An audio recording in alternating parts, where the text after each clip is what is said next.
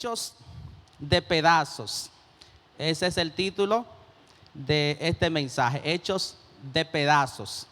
Yo no sé si ustedes han escuchado mencionar esta palabra, quizás algunos sea la primera vez que le escuche la palabra chambre. ¿Quién ha escuchado mencionar antes esa palabra, chambre? Bueno, algunos no, otros sí. Le comento lo que es el chambre para quienes no lo han escuchado mencionar esta palabra. El chambre es una unión, como una sopa de arroz, de guineos, de yuca, de batata, rara vez carne, pero de cualquier cosa que las mujeres se encuentran en la cocina se lo echan al llamado chambre y eso resulta en algo delicioso. Bueno, de manera particular entonces le hablo del caso de mi casa. En mi casa a la mayoría no nos gustaba el chambre, pero le comento por qué no nos gustaba. No era porque no era bueno, sino por el contexto en donde siempre se hacía chambre. En mi casa se hacía chambre cuando no había nada, de modo que el chambre era una de las comidas que más disfrutábamos.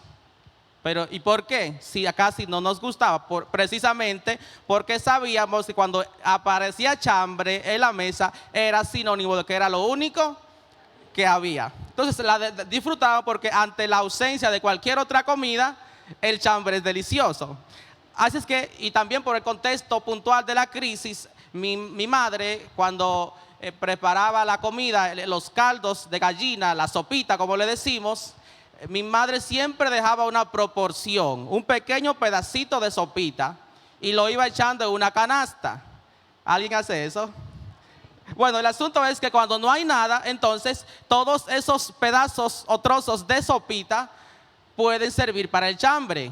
Igual hacía mi madre con poquitos de arroz. Tenía el arroz del día, pero dejaba un puñito por ahí. El día malo, esos puñitos de arroz y esos trozos o pedazos de sopita servían para el chambre. Ahora, cuando tú escuchabas esta conversación, bueno, hoy no hay nada en la casa, uno como hijo se desanimaba, pero resulta que a las 1 de la tarde, 1:30, tú veías el chambre. ¡Wow! ¡Qué rica comida! Porque de mañana se habló en casa que no había nada, y como no había nada, cualquier cosa que aparezca, y siempre, por supuesto, Dios permitía que apareciera al menos el chambre.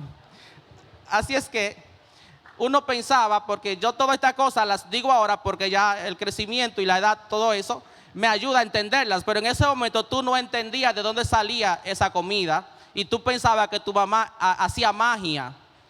No había nada y se dijo que no había nada y papi no trajo nada y hay chambre, glorioso eso. Bueno, el asunto es que así considero que nuestras vidas están hechas muchas veces de pedazos, de trozos. Si tú piensas en tu pasado, hay partes, trayectorias, tramos de tu vida que si te dijeran, ¿la podrías cortar? Tú dirías, tráeme una tijera, porque claro que la deseo cortar. Hay pedazos, trozos, tramos de nuestras vidas que desearíamos cortar, ¿es cierto? Pero así como bueno, en mi caso, mi madre en particular hacía magia con esos pedazos, así Dios muchas veces hace cosas gloriosas con esas trayectorias de nuestras vidas a las cuales nosotros en el momento no le encontramos algún sentido.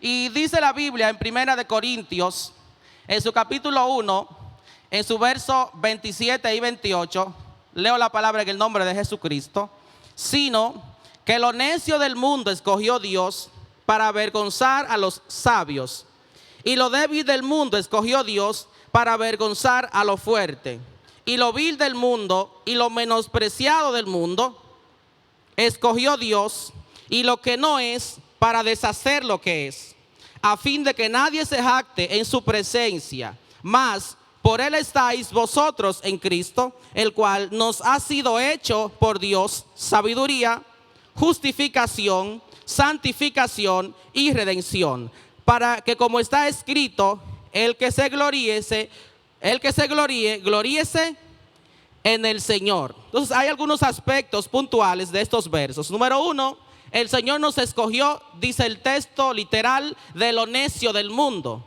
Un necio es una persona que sabe que está mal y persiste en hacer eso que él sabe que está mal. Dice que fuimos escogidos de lo vil del mundo. Un vil es uno que actúa con maldad, que actúa descontroladamente y sin escrúpulo. Una definición fuerte desde donde nosotros fuimos sacados. Dice que fuimos sacados de lo que no es, para entonces Dios avergonzar a lo que sí es. De modo que de lo menospreciado del mundo, de lo que no tenía mucha importancia del mundo, Dios tomó el tiempo de ir quizás a los suburbios, quizás a los sectores donde muchas personas desprecian ir, y Dios entonces allí donde nadie quería ir fue a encontrarnos. Y es sumamente interesante uno entonces darse cuenta que no salimos quizás de las élites, que no salimos de la clase más alta de la sociedad, sino que salimos de cualquier lugar donde nadie quería ir y fuimos encontrados allá. Sumamente importante. Pero le comento de igual manera que no importa que usted no haya estado así como mal, como yo he descrito, cualquier cosa fuera de Dios es como nada. O sea, lo que le estoy diciendo, quizás usted tenía una muy buena condición cuando llegó aparentemente, pero sin Él no somos nada y sin Él estamos muertos igual en nuestros delitos y en nuestros pecados. El asunto es que cualquier condición la cual nosotros hayamos estado cuando el Señor nos encontró, debemos estar bastante agradecidos por lo que el Señor ha hecho hasta el día de hoy.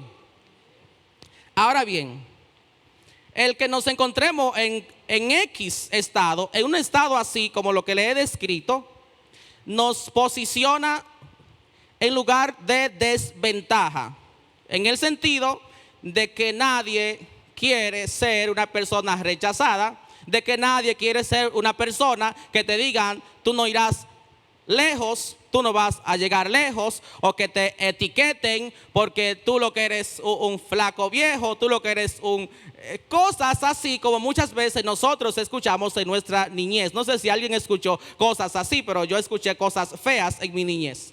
Y todo ese tipo de cosas entonces muchas veces las escuchaba de personas maduras, de personas que eran conscientes de lo que estaban diciendo y afectaban el crecimiento, el desarrollo del ser que está en esa edad pequeño. Estoy hablando en ese contexto. Alguien me contó toda mi historia. Yo no conocía mi historia porque no me crié con mis padres, y alguien me contó toda esa historia, y por supuesto no era una historia hermosa. Era una historia de destrucción, de que nací quizás cuando se dio cuenta mi madre que estaba embarazada, entonces su esposo lo dejó porque estaba embarazada de alguien que no era él. Entonces ahí nazco. Y cuando entonces mi madre, bueno, pues me voy con el papá del niño, se va con el papá del niño y a los 2 o 3 días pues se separan. Tampoco funcionó. Dice, no voy a criar hijos. Tuvo 3 hijos, mi madre biológica, y no crió ninguno. Siempre los llevó donde alguien para que se los cuidara. Así es que de igual manera, bueno, y le comento, es una pequeña trayectoria, porque si le sigo contando podría llegar lejos. Pero lo hago yo desde aquí porque estoy predicando, pero usted tiene su historia. Usted tiene sus tramos, sus cosas que usted solamente las cuenta después que las ha superado. Entonces usted da testimonio y cuenta muchas cosas, pero ¿cuáles cuenta? Las que ha superado. Las que no ha superado, usted se las guarda todavía. Usted se las guarda. ¿Hasta cuándo? Hasta que las supere, sea libre, entonces pueda hablar de eso. El asunto es que esas condiciones podrían ponernos en desventaja, pero esas situaciones generan de igual manera cicatrices. Esas situaciones generan de igual manera dolores, que hay cosas que las recuerdas y todavía te duelen, hay otras que las recuerdas y ya no te duelen porque esas fueron curadas. Y bueno, entonces ya estamos en el Señor, cierto, estamos en el Señor, somos nuevas criaturas, cierto, somos nuevas criaturas. Entonces algunos pensarán, pastor, pero ya hace 15 años, usted como que está trayéndome los recuerdos del pasado. Hace 15 años que me convertí, ya no hay nada. Pero no las puedes hablar todavía, pero no las puedes compartir todavía. ¿Y por qué? Porque no sean superados. ¿De acuerdo?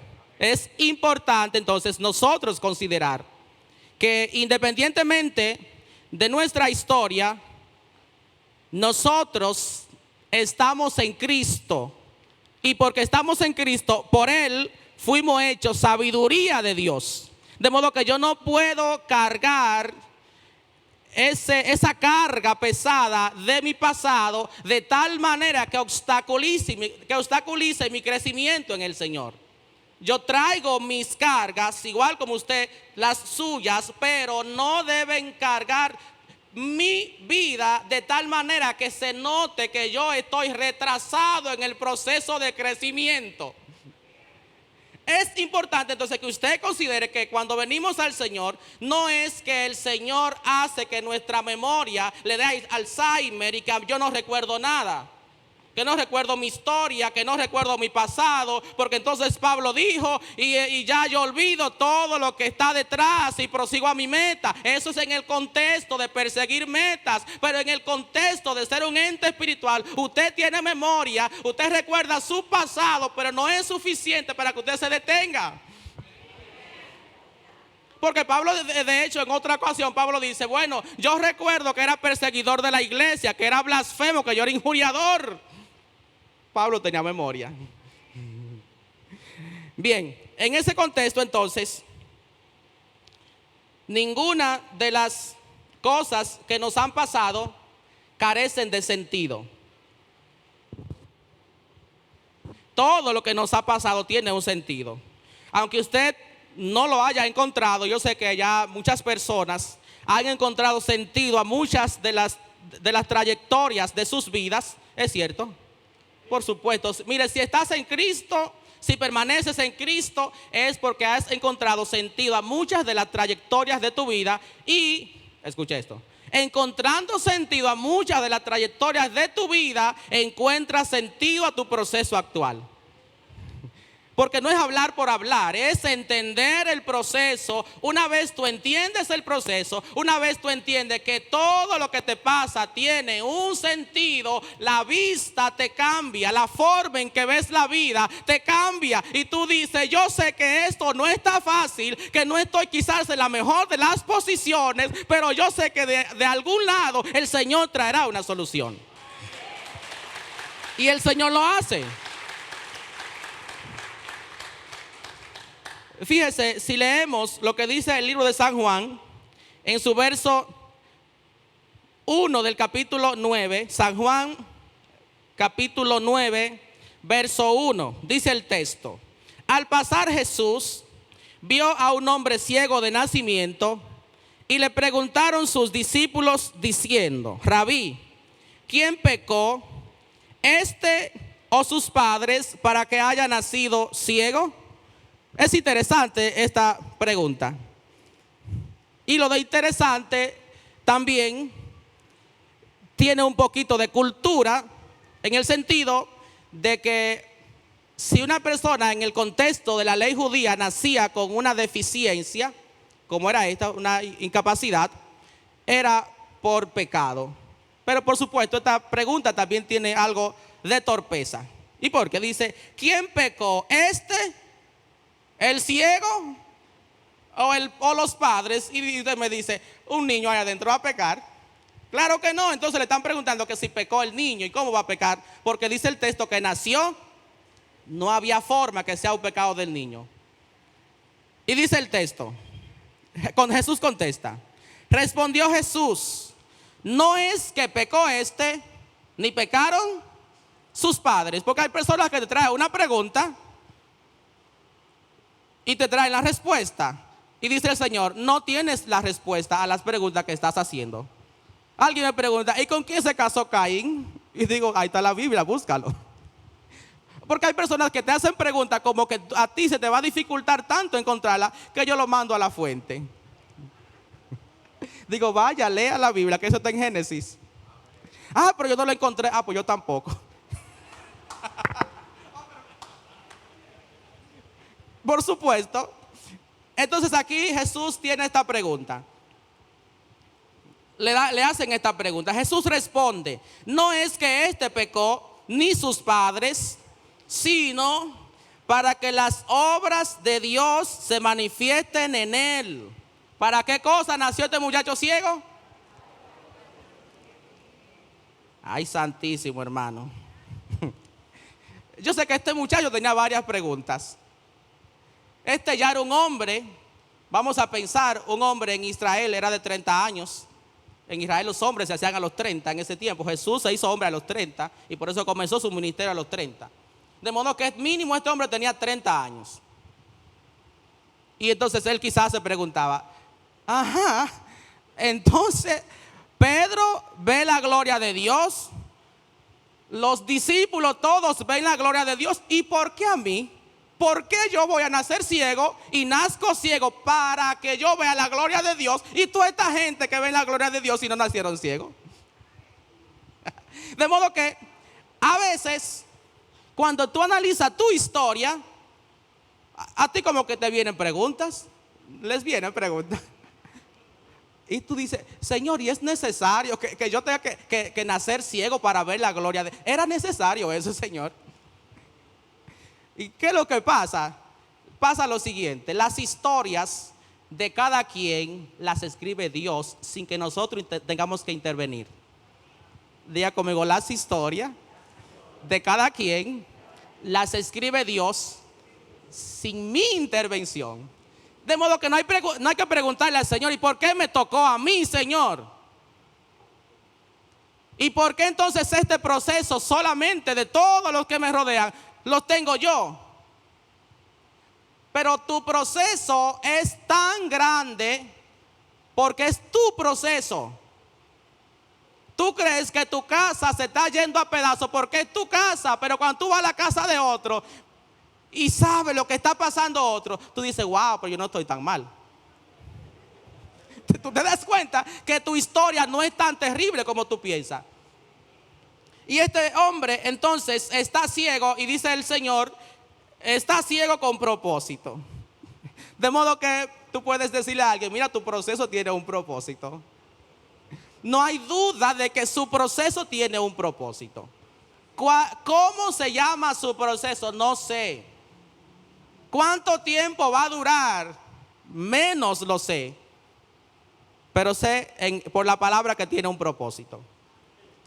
Y dice, no es que pecó este ni sus padres, sino para que las obras de Dios se manifiesten en él. Me es necesario hacer las obras del que me envió, entre tanto que el día dura. La noche viene, cuando nadie puede trabajar.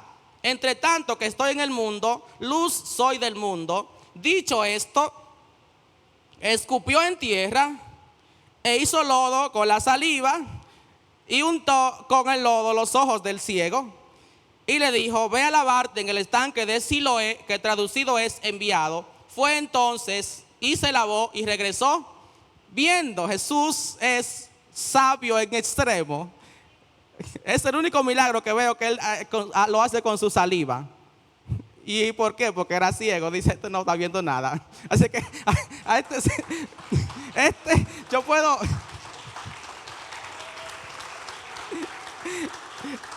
Y honestamente, porque si fuera alguien así que estuviera viendo, Señor, no hay otra manera. Busca un chin de agua, tráemelo un chin de agua a Jesús, porque yo sé que debería haber otra manera de hacer este milagro. Sin embargo, era necesario que este hombre viera, y era necesario que viera usando el medio que a Dios le pareciera correcto. Eso es otra cosa. Ustedes y yo queremos que Dios nos ayude y que nos ayude por el medio que nosotros dispongamos. Así es que las ayudas de Dios vienen por la palabra. Cuando Dios quiere bendecir a alguien, le da palabra. ¿Usted oyó, hermano? Cuando Dios quiso bendecir a Abraham, ni le dio bueyes, ni le dio nada. Dios le dio palabra. Y lo que pasa es que ustedes y yo creemos que la bendición tiene otra forma. La bendición tiene la forma de la palabra de Dios. Así mismo, la palabra de Dios. Y Jesús se vio en un momento de crisis y no tenía con qué pagar los impuestos. Y le dijo a Pedro, Pedro, ve y trae un pez, y cuando encuentre el pez encontrará moneda dentro de ese pez. ¿Jesús tenía dinero? No, ¿qué tenía? Palabra. De modo que junto con la escasez de cualquier cosa está la escasez de la palabra de Dios.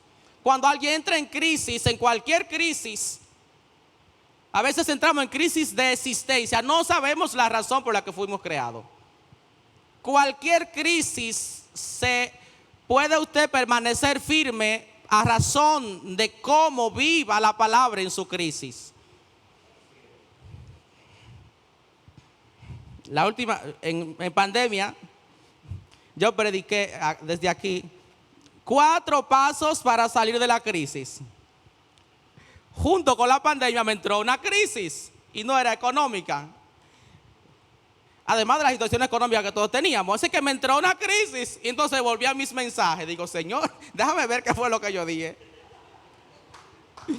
Y volví a escuchar el mensaje. Y después dice, Señor, ya escuché lo que dije, pero tampoco tengo respuesta. Y entonces el Espíritu me dice, aprende a depender de mí. Muchas veces lo que necesitamos en medio de nuestra situación es aprender a depender de Él. Y no importa lo que tú hayas dicho, lo que tú hayas predicado, nadie va a evitarte la experiencia de depender de Dios. ¿Oyó? La experiencia de depender de Dios, Dios no se la exonera a nadie. Y ha sido así siempre. Bueno, es importante entonces que usted considere, número 1, el que la ceguera era por pecado, era una cosa que los discípulos no le preguntaron a Jesús, Señor, ¿fue por pecado? No, porque ellos creían que era por pecado. En ese sentido entonces era algo de cultura, no solo de los discípulos. Y los discípulos fueron entonces aprendiendo la cultura del reino a medida que interactuaban con Jesús. La cultura de la ciudad no es la cultura de la iglesia. Amén. Aquí en la iglesia todo es diferente. Y Jesús se lo hizo saber a sus discípulos. Aquí las cosas son diferentes. Aquí se sanan las personas. Aquí se libertan los cautivos. Usted no se siente libre, hermano. Aquí, entonces les decía Jesús, no, allá las cosas funcionan diferente. Y no pueden, o sea, los procesos que suceden aquí, aunque a otros les sucedan, pero aquí tienen una solución diferente. Porque aquí se solucionan por la palabra, por el contacto con el Señor. En ese contexto entonces, todo el mundo decía, es por eso. Y Jesús les enseñaba entonces a que tenía que aprender a depender de Dios.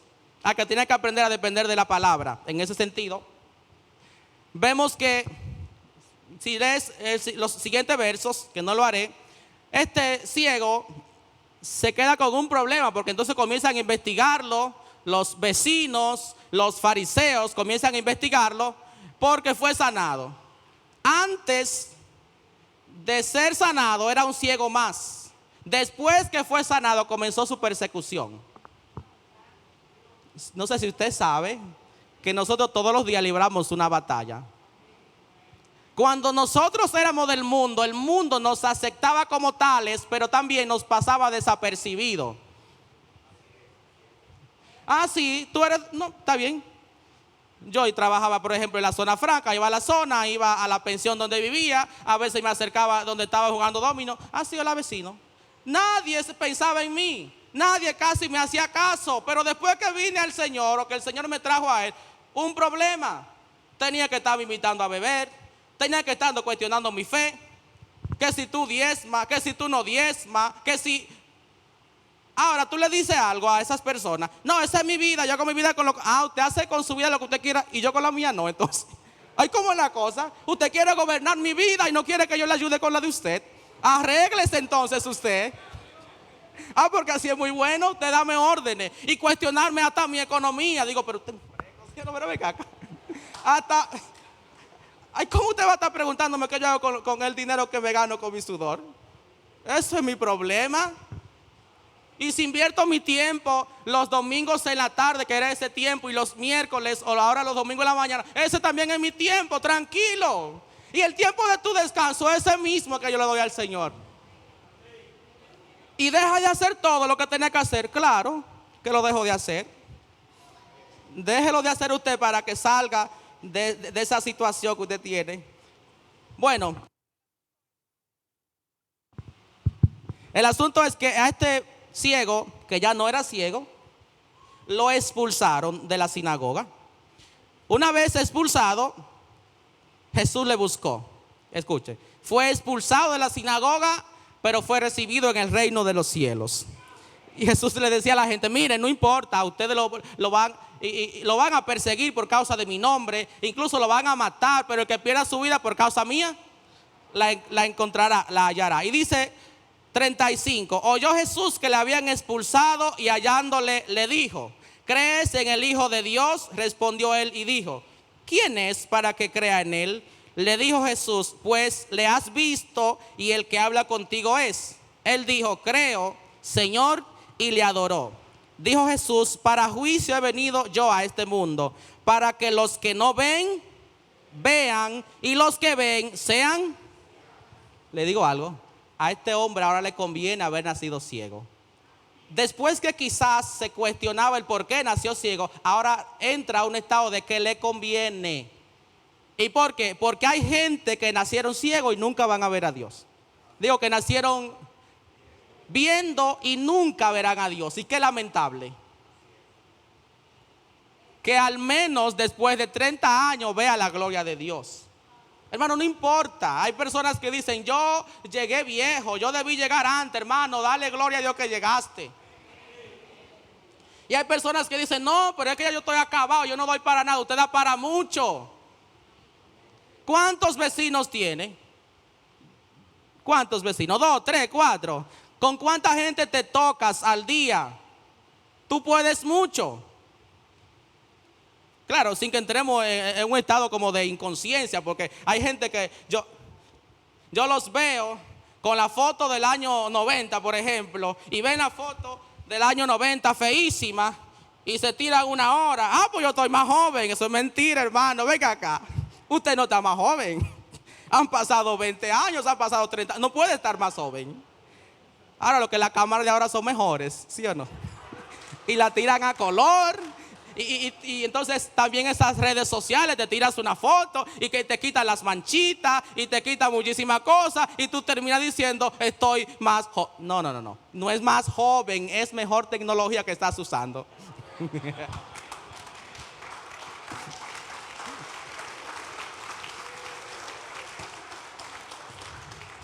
Pero estoy refiriéndome en ese contexto al aspecto físico, pero que en el hombre interior, y eso sí es bueno decir, estamos renovados todos los días. Y por eso les digo, no importa la edad que tú tengas y si puedes mucho o si no puedes mucho, incluso si estás enfermo, no, eso no es relevante. Lo relevante es que dentro tú sepas que lo puedes hacer en el nombre de Jesús. Bueno, en Samuel, primera de Samuel 16, hay una historia que me gustaría compartirles, aunque sea algunos versos. 16:1 dice: dijo Jehová a Samuel: ¿hasta cuándo llorarás a Saúl, habiéndolo yo desechado, para que no reine sobre Israel? Llena tu cuerno de aceite y ven, te enviaré a Isaí de Belén, porque de sus hijos me he provisto el rey. Bueno, es clara la encomienda. Número 1, Saúl ya no iría a ser más rey. Se tiene Dios que buscar otro rey. Busque entonces al profeta Samuel para que unja el próximo rey. El asunto es que él tenía que ir a la familia de Isaí a encontrar ese rey. Y llega en el verso 5, dice así: él respondió: sí, vengo a ofrecer sacrificio al Señor, santificaos y venid conmigo al sacrificio. Y santificando él a Isaí y sus hijos, los llamó al sacrificio. ¿A quién santificó Samuel? A Isaí. ¿Y a cuáles más? A sus hijos. E inmediatamente comenzaron los hijos de Isaí a pasar, porque había que ver cuál era el próximo rey, y ya estaban los hijos. Pasó el primero, dice el 6: de cierto, delante de Jehová estás ungido. Y Jehová respondió a Samuel: no mires a su parecer ni a lo grande de su estatura, porque yo lo desecho, porque Jehová no mira lo que el hombre mira, pues el hombre mira lo que está delante de sus ojos, pero Jehová mira el corazón. ¿Qué es lo que Dios mira? De modo que aún un profeta fino se pudo haber equivocado y dice este es, y dice el Señor no es ese. El detalle es que así pasaron todos los hijos de Isaí delante de Samuel. El verso 11. Entonces dijo Samuel a Isaí: ¿son estos todos tus hijos? Qué raro, porque es verdad que yo me puedo equivocar, pero un equivoco tan grande como que yo venga de una ciudad a ungir a un rey y pasen todos sus hijos y no esté. Yo me puedo equivocar en cuál sea, pero en que Dios me mandó, yo sé que Dios me mandó. Amén. Un sacrificio, una comida, una mesa, todo preparado, y ya pasaron los hijos de Isaí. Aquí como que hay algo raro. Dice: ven acá, Isaí, tú no tienes más hijos. Oiga la característica del que falta. Que me falta el menor. Ese cuida las ovejas. O sea, no creo que un cuidador de ovejas sea el próximo rey. Y dice Samuel: no nos sentaremos a la mesa hasta que ese no venga. Tú tienes que pensar, tenemos que pensar ahora. ¿Quién era David para Isaí? ¿Quién era David para los hermanos? Era el menor, el que cuidaba. En su mente, David no representaba a alguien importante. En su mente no representaba a David a alguien que podría ser tomado en cuenta para cosas importantes. Y en ese contexto, entonces, en la mente de los hermanos de David y en la mente de Isaí, por nada y ni por ninguna razón debió ser invitado a este lugar. Hay personas que tienen un desarrollo espiritual muy bueno. Hay personas que tú los ves y dices: hay un propósito de Dios. Pero muchas veces junto con ese propósito de Dios se genera unos pensamientos como de: ¿y será que a mí me están viendo? Yo creo que a mí no me están viendo. Es verdad que yo sé que Dios está conmigo, pero no creo que los líderes de la iglesia me estén viendo. No creo que seré tomado en cuenta en algún momento. Así es que muchas veces este sentimiento como de que nadie está pendiente de mí, como que genera que uno como que quiera no avanzar. Y quizás si alguien ha pensado así, no es uno de los pensamientos como que de que alguien diga: levante la mano, ¿quién ha pensado así? Y nadie va a levantar la mano, porque esos son pensamientos muy tuyos que tú los tienes y no quisiera que nadie lo sepa. El asunto es este. Para quienes en algún momento les ha pasado esto por la cabeza, les comento que nosotros trabajamos para el Señor junto con los líderes. Y trabajamos para el Señor junto con el pastor. O sea, lo que le estoy diciendo, el jefe de la iglesia es Dios. Lo que le comento es esto: si tú sientes en algún momento un llamado, algo grande de parte de Dios, y tú dices: pero que el pastor ni presentando un culto nunca me ha visto, ni que mi predicando en la célula nunca me ha visto, eso no importa, Dios te está viendo. Haga lo que usted hace y hágalo bien, porque por alguna razón incluso nos hemos creído el que David salió de cuidar ovejas y fue traído al palacio. Por amor a Dios, hermano, no fue así. No fue así que David llegó al palacio. Él fue ungido mientras cuidaba las ovejas y mientras las cuidaba bien. Usted oyó, David fue ungido, repito, mientras cuidaba las ovejas y las cuidaba bien. El día que tenga que hacer algo para el Señor, hágalo así, bien. ¿Te vean o no te vean?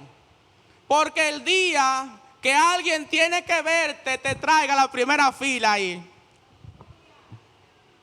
El día que Dios tiene que promocionar a nadie, que tiene que promocionar a alguien, no tiene que hacer más nada que el pastor no lo pensó, pero a las 6 de la mañana lo despierta el Señor, y pensando en fulano. ¿Y qué hago yo pensando en fulano? Y dice Dios: algo quiero con él hoy. No hay que preocuparse y ni hay que desesperarse. Yo me lanzo solo, entonces yo no me lanzo solo. Espere el tiempo de Dios. Y dice David, imagínense, un muchacho metido por allá, cuidando las ovejas de su padre. Las cuidaba bien. Que ese testimonio que David tuvo mientras cuidaba las ovejas fue el testimonio que él dio y fue lo que le ayudó a tener la suficiente fe para vencer a Goliat. Porque lo que sucede es que ustedes y yo pensamos que las historias pasadas están de más y las luchas que en el pasado son las luchas que nos van a catapultar para vencer las presentes. Nada está permitido por demás en el creyente. Todas las historias que usted tiene, las puedas contar o no, sirven para que usted sea el hombre o la mujer de Dios en la que te has convertido. Todos esos pedazos de vida fueron buenos. Y es bueno el que está viviendo. Y es permitido y bueno lo que Dios te va a permitir vivir a partir de este momento igual. Y dice Samuel, no nos sentaremos a la mesa hasta que no venga David. Señor, uno muriéndose del hambre. Y ahora salta Samuel con que no vamos a comer hasta que venga Davidcito de por allá. Porque el que de lo vil del mundo, de lo menospreciado del mundo, de lo que no es, dice la palabra del Señor, de lo inservible del mundo, escogió Dios para avergonzar a los grandes y a los fuertes y a los sabios.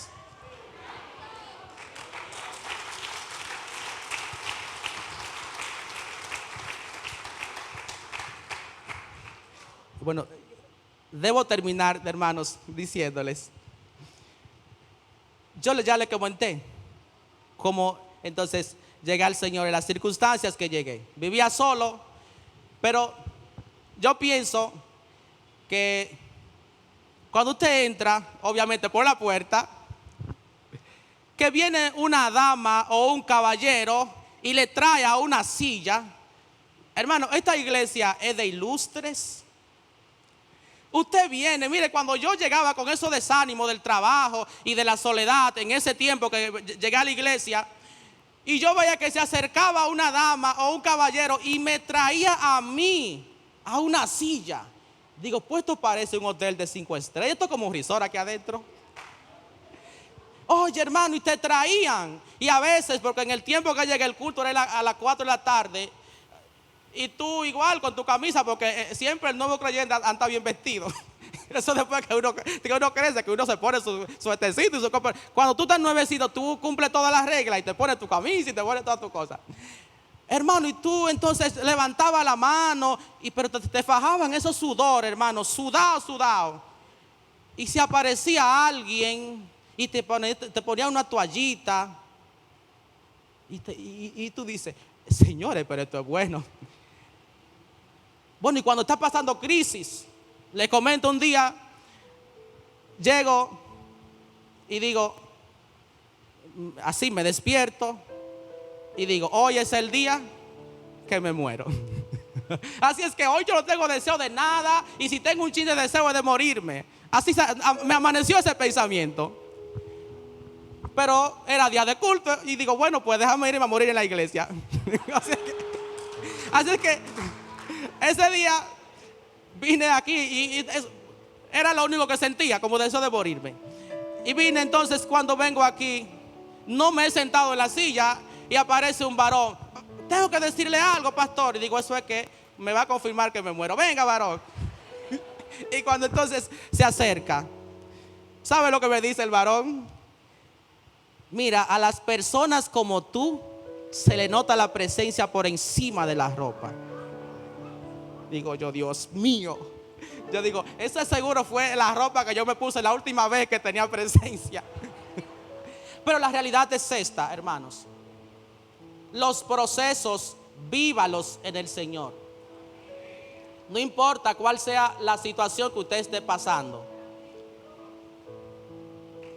Pablo decía, yo he aprendido a contentarme cualquier sea no importa si el proceso es fácil, si no es fácil. Los creyentes, póngase sobre sus pies. Los creyentes no somos hechos de azúcar ni de sal. Somos salados, pero no somos hechos de azúcar.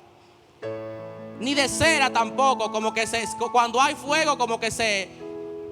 No, somos hechos de la palabra. Usted sabe que fuimos hechos de la palabra y que cada una de las situaciones que nos pasan, de los procesos que nos pasan, nos suceden con un propósito.